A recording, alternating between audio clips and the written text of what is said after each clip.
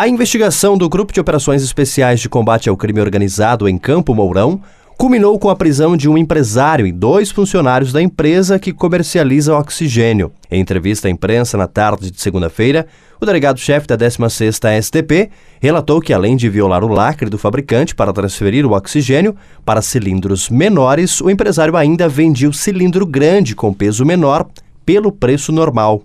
Ele adquiria um cilindro de oxigênio medicinal de 10 metros cúbicos, que cabe ali em torno de 180, 200 libras.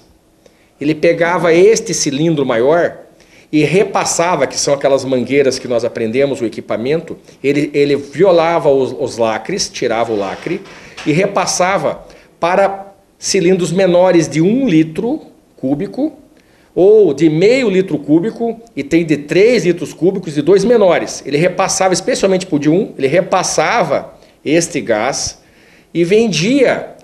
Aí ele falsificou o lacre que vinha da fornecedora, numa serigrafia aqui da nossa cidade que nós já identificamos. Ele falsificava, ele tinha um aparelho que utilizado para aquecer esse lacre e colocar ele de volta dos tubos. Nós apreendemos milhares de selos lá nessa empresa e o aparelho, inclusive, de selar os selos, assim como o aparelho de transferência do gás desse cilindro maior para o menor. O que era feito? O menor ele vendia para emergências, ambulâncias, enfim, até para pessoas que precisariam em suas casas, no particular, digamos assim, praticamente a custo zero, porque o cilindro ele é tipo eles são repostos, é um refil, aos moldes de um refil, ele passava para esse cilindro menor e vendia o cilindro maior também a preço como se estivesse cheio. Então ele ganhava nessa brincadeira aí, ganhava cerca de 40%, vamos imaginar, porque saía nesses cilindros menores de graça e nos cilindros maiores. A operação do GAECO, que teve o apoio da Polícia Civil de Campo Mourão, foi deflagrada na manhã de segunda-feira e teve como alvo 56 pontos em 35 municípios, a maioria da CONCAN. O objetivo foi localizar cilindros de oxigênio utilizados em instituições de saúde e unidades de terapia intensiva, com suspeita de adulteração.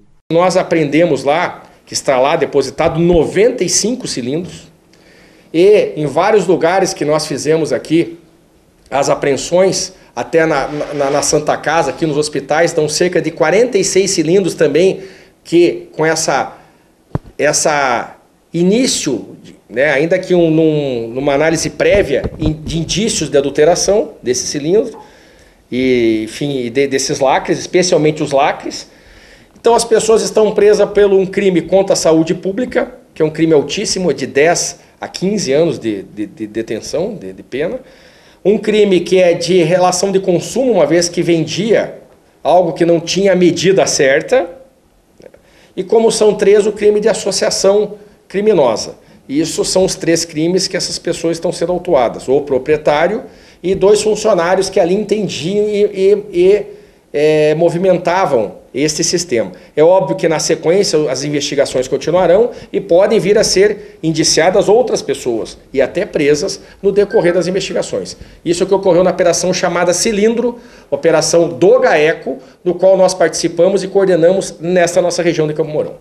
Agora, como o senhor disse, de certa gravidade, até porque estava lidando com a saúde de pessoas, né, já que o oxigênio era para dar vida para as pessoas e, no caso aqui, correndo risco a pessoa que estava recebendo esse produto, esse material. Esta é a nossa preocupação também, que além desse custo de dinheiro, que seria essa espécie de fraude feita, também poderia ter isso a ser apurado agora com a perícia mais técnica, com relação a esse gás, esse oxigênio medicinal, seria realmente talvez de baixa qualidade ou não, em face do oxigênio normal. Isso está para ser periciado e checado mais na sequência. Mas fato é que as adulterações e as fraudes e dessas coisas totalmente irregulares foram, e as 3 pessoas estão presas aqui na nossa delegacia de polícia. Agora, doutor, qual que é a justificativa do empresário?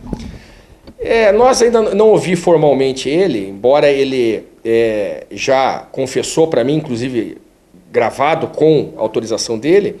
Ele disse que era até para atender esses caráteres emergenciais.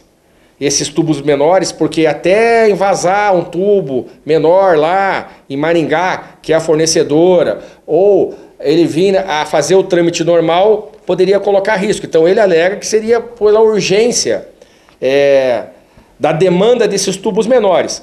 Só que é uma justificativa um pouco complicada, porque na realidade ele estava ganhando limpo naqueles tubos menores. Vocês entenderam por quê? Porque aquele saía de graça para ele o custo, teoricamente, vendendo esses menores e mantendo os maiores baixados, digamos assim, no gás e vendidos como se estivessem cheios.